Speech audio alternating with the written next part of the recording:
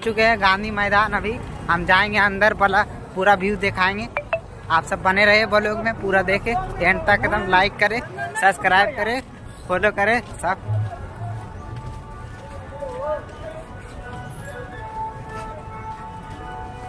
को मुल्क की तबाही का सबब समझता है। जमीयत उलमा की ये तहरीक है, हम इसीलिए आपके पास आए। हम वक्फ बिल को एक मजहबी मसला समझते हैं। आप इस बात को समझिए। लोग नहीं कहते, मैं तो सच बात कह देता हूं। आपके इस सूबे की हुकूमत वो बैसाखी है जिसके ऊपर मरकजी हुकूमत टिकी हुई है। ये भी उसके अंदर शरीक है। वो कहते हैं कि हम मुसलमानों को कोई तकलीफ नहीं पहुंचने देंगे। मैंने जो बात कही है इसीलिए कि ये आवाज उन तक पहुंचे कि वक्फ को जिंदा रखना ये हमारा मजहबी फरीदा है, हमारा मजहब है वक्फ। अगर आप उसकी तायीद करेंगे तो मुसलमान खुद फैसला करे कि आपकी गवर्नमेंट आपके मजहब को जिंदा रखना चाहती है या आग लगाना चाहती है। जमीयत उलमा हिंद जिंदाबाद, मौलाना अरशद मदनी नारे तकबीर, अल्लाहू अकबर, अरशद मदनी कलम बढ़ाओ, तुम्हारे साथ है। जमीयत उलमा हिंद जिंदाबाद। मेरे भाई, तीसरा मसला मदरसों का मसला है। मदरसे दो तरह के हैं। एक वो मदरसे हैं जो गवर्नमेंट से इमदाद लेते हैं, एक वो मदरसे हैं जो गवर्नमेंट से एक पैसा भी नहीं लेते। हम पहले से कहते थे, लोगों से बुलाते थे कि पैसा मत लो। ये हो नहीं सकता कि गवर्नमेंट दे और तुमसे लेना, ये नहीं हो सकता। आज से तकरीबन 15-20 साल पहले दिल्ली के अंदर एक मीटिंग बुलाई। बिहार के लोग भी उस वक्त गवर्नमेंट में थे, ये भी थे। और वो ये थी कि मदरसे वालों को हम पैसा देंगे। सबने मना कर दिया कि हम नहीं जाएंगे। मैंने ये सोचा कि मुझे जाना चाहिए, चुनांचे मैं चला गया वहां। उन्होंने मुझे स्टेज पर बुला दिया, उसके अंदर बड़े बड़े बुजुर्ग बैठे हुए थे, अर्जुन सिंह भी थे और दूसरे लोग थे। वहां तकरीर करने वालों ने तकरीर की मदरसों के खिलाफ। मैं खामोश बैठा रहा। उसके बाद मुझको कहा कि आप बोलें। मैं बोले, मैंने उनसे कहा कि आप नहीं जानते कि मदरसों का किरदार क्या है। मैं आपको बताता हूं। जब 1857 के अंदर लोगों का कत्ले आम हो गया तो अब मुल्क की आजादी के लिए जिहाद करने वाले मुजाहिद ही खत्म हो गए। जिन लोगों ने जिहाद किया था वो जेल में पकड़े गए। जब आम मुआफी का ऐलान हुआ तो उलमा निकले और सर जोड़कर बैठे। 57 में जिहाद हुआ था। ठीक 9 साल के बाद 1866 में दारुल उलूम की बुनियाद रखी। क्यों? अब मुजाहिद जिंदा नहीं रहे। दारुल उलूम में जंग आजादी के लिए मुजाहिदीन की फैक्ट्री बनानी थी, वो है दारुल उलूम के ऊपर। मदारिस इस्लामिया जिंदाबाद, जमीयत उलमा हिंद जिंदाबाद, नारे तकबीर, अल्लाहू अकबर, मदारिस इस्लामिया, अल्लाहू अकबर। इस फैक्ट्री से बड़े बड़े हजारों मदरसे बन गए। जहां दुनिया में जाइए, न्यूयॉर्क में चले जाइए, वाशिंगटन में चले जाइए, लंदन में चले जाइए, साउथ अफ्रीका में चले जाइए और एशिया के अंदर तो जिस मुल्क में कदम रखो यहीं के फारिग हैं یا یہاں کے فارغ ہونے والے کے شاگرد ہیں جنہوں نے مدرسے بنا رکھے ہیں۔ یہ مدرسے در حقیقت ملک کی آزادی کی ضمانت ہے۔ ملک کے اندر حضرت شیخ الہند یہیں کے پیدا ہوئے جنہوں نے 4 سال مالٹا میں جیل کاٹی۔ مولانا مدنی یہیں سے پیدا ہوئے ہیں جنہوں نے 9 سال انگریز کی جیل کاٹی ہے۔ اور میں نے کہا میں کتنوں کا نام لوں آپ کے سامنے۔ یہ مدرسوں کی زندگی ہے اور یہ تاریخ ہے۔ آپ اس تاریخ کو بجھانا چاہتے ہیں، کہتے ہیں بالکل نہیں۔ انہوں نے کہا کہ ہم نہیں بجھانا۔ میں نے کہا کہ یہ ہو نہیں سکتا کہ آپ پیسہ دیں انہیں اور پھر ان کے نظام تعلیم اور نصاب تعلیم میں دخل نہ دیں۔ آواز آئی ہم وعدہ کرتے ہیں کہ نہیں دیں گے۔ میں نے کہا اچھا، میں آپ کو جھوٹا نہیں کہتا ہوں۔ مجھے یہ بتائیے کہ ابھی الیکشن میں 3 سال باقی ہیں، کیا آپ یہ ضمانت دے سکتے ہیں کہ 3 سال کے بعد جو الیکشن ہوگا اس الیکشن کے نتیجے میں کامیاب ہو کر آپ ہی اقتدار کی کرسی پر بیٹھیں گے؟ کہنے لگے نہیں دے سکتے۔ میں نے کہا تو آپ تو 3 سال کی ضمانت نہیں دیتے، اور میرے دل میں یہ ارمان ہے کہ اگر قیامت تک میں زندہ رہوں گا تو مدرسوں کو لے کے چلوں گا۔ میرا آپ سے کیسے ہو جائے گا؟ میری آپ سے اس میں مصالحت نہیں ہو سکتی۔ آپ کو اسکول بنانے ہیں، آپ مجھے دیجیے، آپ اگر 50 اسکول کہیں گے میں 50 بنا دوں گا۔ لیکن آپ یہ چاہیں کہ مدرسے کو ختم کر کے اس کے اندر اسکول کا نصاب بن جائے، یا یہ مدرسے آپ سے پیسہ لے کر چلے، جمعیت علماء اسے گوارا نہیں کرے گی۔ میں نے ان سے کہا کہ مدرسے اور مسجد میں کوئی فرق نہیں ہے۔ کہنے لگے وہ کیسے؟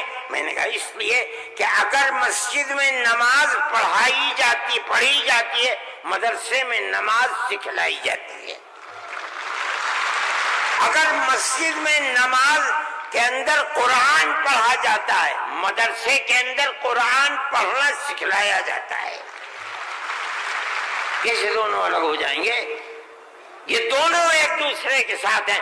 جیسے ہم مسجد اپنی خود بناتے ہیں، چاہے چھپر ڈال کر کے بنائیں، اسی طرح ہم مدرسے میں بھی آپ سے کوئی مساعدت لینا ہم نہیں گوارا کر سکتے۔ اچھا، میں یہ کہہ کر کے بیٹھ گیا، صدیقی صاحب جن کو گورنمنٹ نے بنایا تھا اسکولوں کو ان کا اقلیتی کردار دینے کے لیے، وہ میرے برابر بیٹھے تھے، وہ بھی اس اجتماع کو بلانے والے تھے۔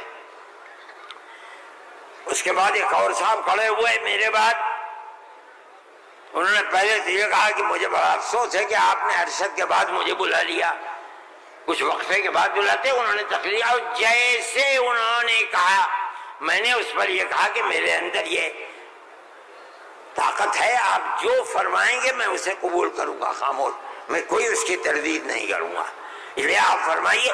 جیسے انہوں نے کہا کہ مدرسوں کا کردار کمزور ہو گیا، وہ تو مجمع جو صبح کھڑے ہو گئے، خبیث ہے، اتار دو، پھینک دو، نکال دو اس کو یہاں سے۔ جب آگ لگنے لگی تو میں نے صدیقی صاحب سے کہا صدیقی صاحب میں تو جا رہا ہوں۔ صدیقی صاحب نے مجھے پکڑے، بھائی خدا کے لیے بیٹھ جاؤ، یہ مجمع ہمارے قابو میں نہیں آئے گا۔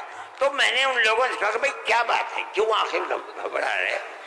ایک بات ہے، آپ کی مرضی کے مطابق ہے آپ قبول کیجئے، نہ مرضی کے مطابق ہے آپ نہ قبول، لیکن اس اجلاس کے اندر یہاں تو شور بچاتے ہو۔ خیر وہ لوگ بیٹھ گئے، جب ہو گیا تو میں اٹھ کے بھاگ گیا۔ کانگریس گورنمنٹ کی جو بالکل آخری شخصیت تھی، انہوں نے کہا کہ بھائی سونیا جی صدر تھی، انہوں نے کہا کہ آپ نے کیا کر دیا، میں پہلے منع کرتی تھی کہ اس مسئلے کو نہ چھوڑو، بند کر دو اس کو، جو مدرسہ بند ہو گیا۔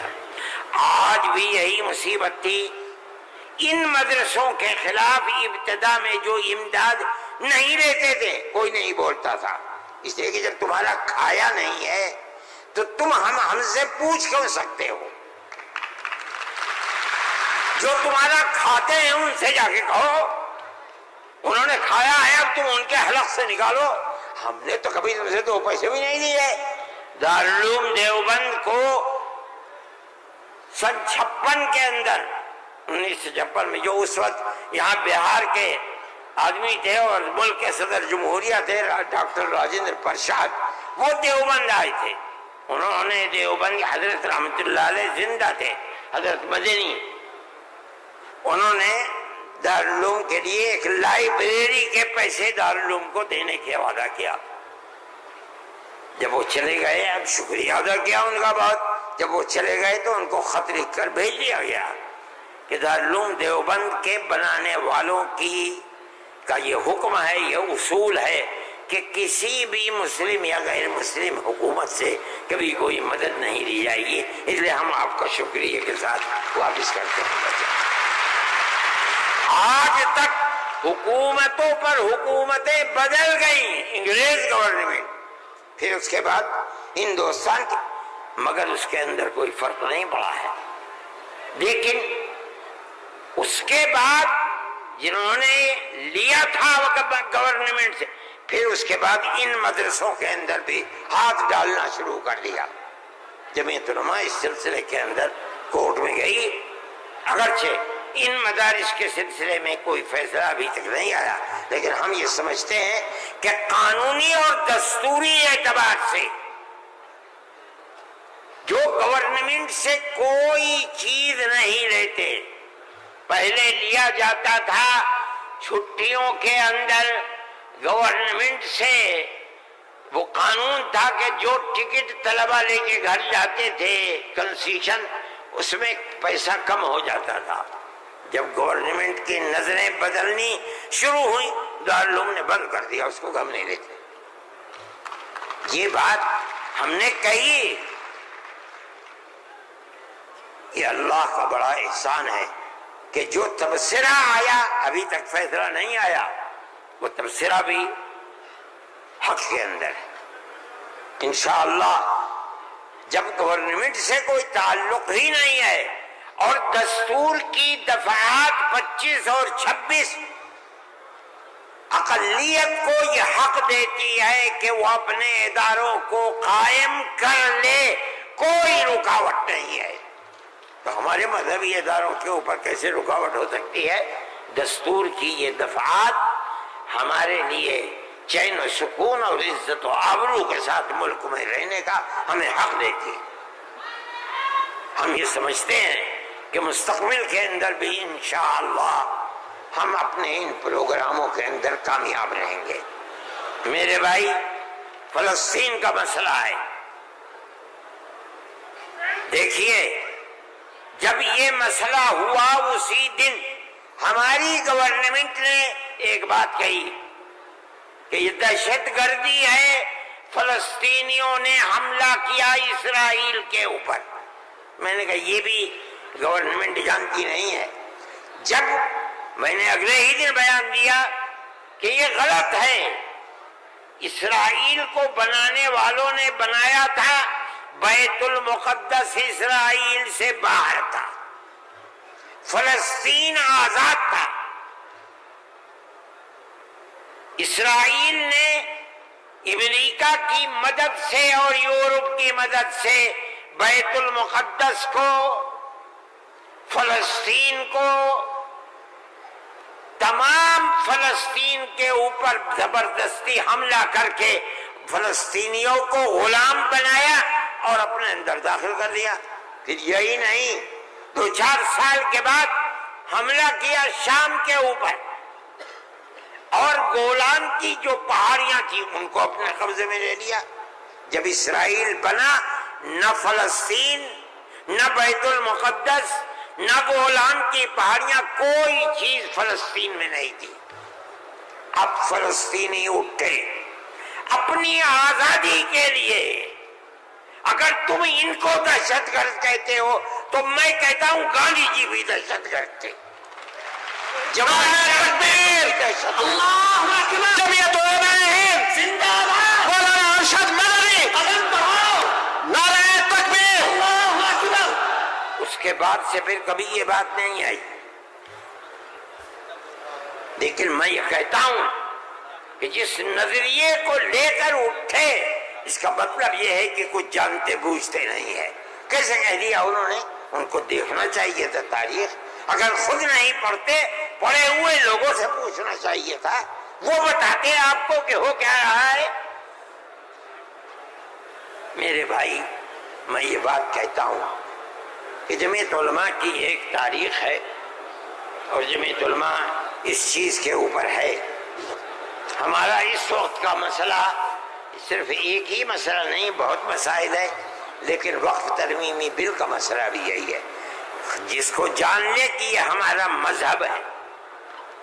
ہم یہ کہتے ہیں بہار کی گورنمنٹ کو بھی، آندھرا گورنمنٹ کو بھی اگر وہ کریں گے تو اس کا مطلب یہ ہے کہ مسلمان کے پیٹ کے اندر چھرا گھونپیں گے اور مسلمان کے مذہب کو آگ لگانا چاہتے ہیں. مسلمان کو سوچ لینا چاہیے کہ وہ کیا کرے گا اور مستقبل کے اندر اسے اس جنجال کو کس طرح نمٹانا ہے. ہم ایک بات کہہ رہے ہیں اور ہمیں یہ کہنے کا حق ہے، اس لیے کہ دستور کے خلاف ہے. دستور نے ہمیں مذہبی آزادی دی ہے. آپ وقف کو مذہب نہیں سمجھتے، لیکن اس لیے نہیں سمجھتے کہ نہ آپ قرآن کو جانتے ہیں نہ آپ حدیث کو جانتے ہیں. حضرت عمر رضی اللہ تعالی عنہ نے اپنا ایک باغ وقف کرنے کی نبی کریم علیہ السلام سے اجازت چاہیے جو خیبر میں تھا. آپ نے فرمایا میری رائے یہ ہے کہ تم باغ کو وقف مت کرو بلکہ باغ کی کھجوروں کو وقف کر دو فقراء اور مساکین کے لیے، اس لیے کہ باغ تمہارا رہے گا. باغ اس کا محتاج ہے کہ تم اس کی دیکھ بھال کرو. وقف کر دو گے کوئی دیکھ بھال نہیں کرے گا. باغ تمہارا ہے، تم اس کی دیکھ بھال کرو، جو پھل اس کے اوپر آئے گا وہ فقیروں کو اور محتاجوں کو تقسیم کر دو. انہوں نے ایسے ہی کر دیا. میرے بھائی وقف 1400 سال سے چلا آ رہا ہے. اللہ نے قرآن میں فرمایا ہے، رسول اللہ نے حدیث کے اندر فرمایا ہے، اور چونکہ یہ مجلس اس کی نہیں ہے ورنہ تو بے شمار اوقاف ہیں. خود نبی کریم علیہ السلام نے اپنی زندگی کے اندر وقف کیے ہیں. یہ ہمارا مذہب ہے. آپ کیوں اس کے اندر دخل دیتے ہیں؟ آپ یہ کہیں کہ دستور میں لکھا ہوا نہیں ہے، اس کا مطلب یہ ہے کہ آپ یہ نہیں مانتے کہ مسلمان کو آزادی ہے اپنے مذہب کی حفاظت کی. آپ یہ نہیں جانتے ایک ایک مذہب کی جزئیات کو دستور کے اندر جمع کرنا ممکن نہیں ہے. مذہب اسلام تو آدمی کے پیدا ہونے سے پہلے موت کے بعد تک قبر کے اندر جو صورتحال ہوتی ہے اسلام اس سب کو اپنے احاطے میں لیے ہوئے. آپ کے دستور میں کتنی گنجائش ہوگی اس کی؟ یہ بات کہہ دیا کہ ہمیں اپنے مذہب پر چلنے اور اپنانے کا حق ہے، اسے زندہ رہنے کا حق ہے. ہم یہ بات کہہ رہے ہیں، ہم نہیں چاہتے کہ کوئی دوسرا اس کے اندر دخل اندازی کرے. میرے بھائی میں نے یہ بات کہی اور میں نہیں سمجھتا ہوں کہ اس سے زائد مجھے کوئی بات کہنی چاہیے. اس لیے میں آپ حضرات سے کہ تشریف آوری کا شکریہ ادا کرتا ہوں. میں اس ہال کے اندر 1-2 مرتبہ پہلے بھی آ چکا ہوں، مگر میں نے کبھی مسلمانوں کا اتنا بڑا مجمع یہاں نہیں دیکھا. میں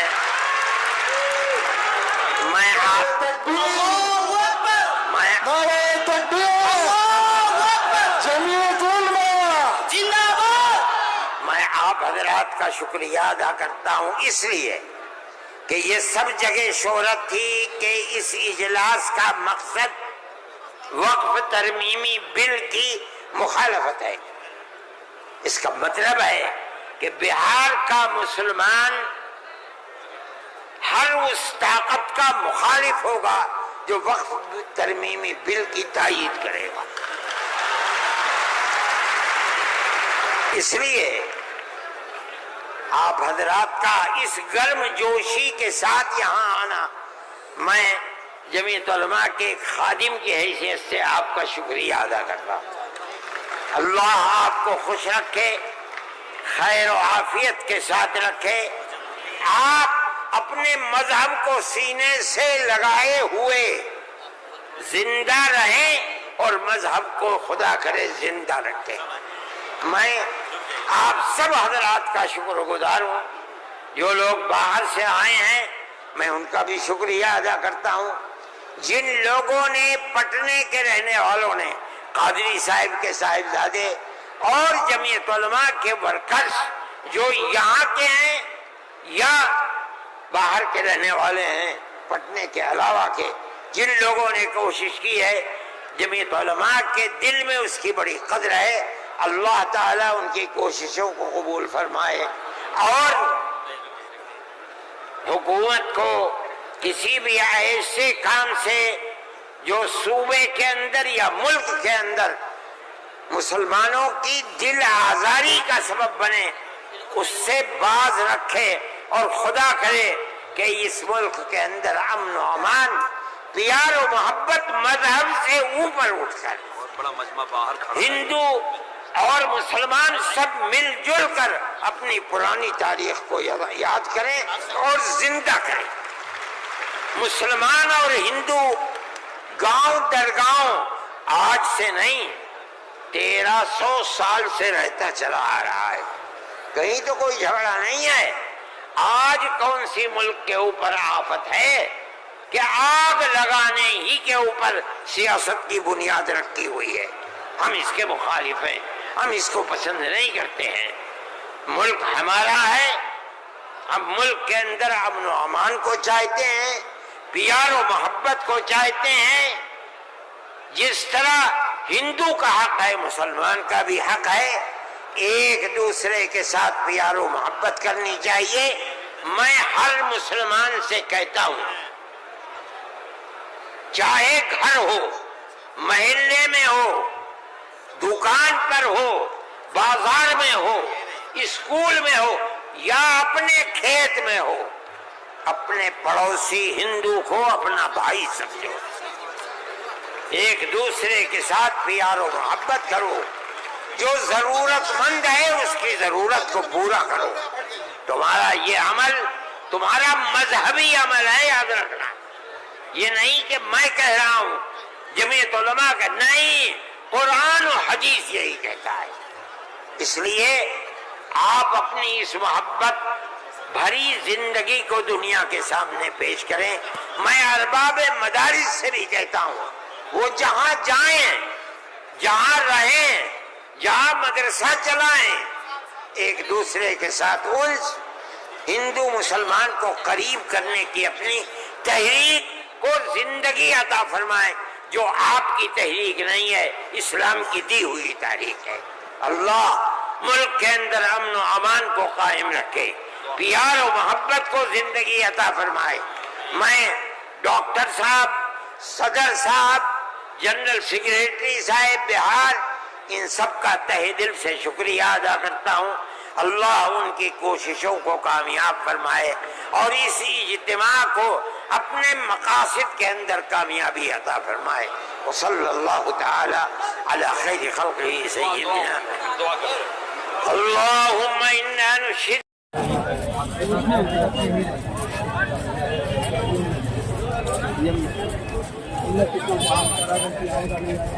ہم ٹہل کے آئے پورا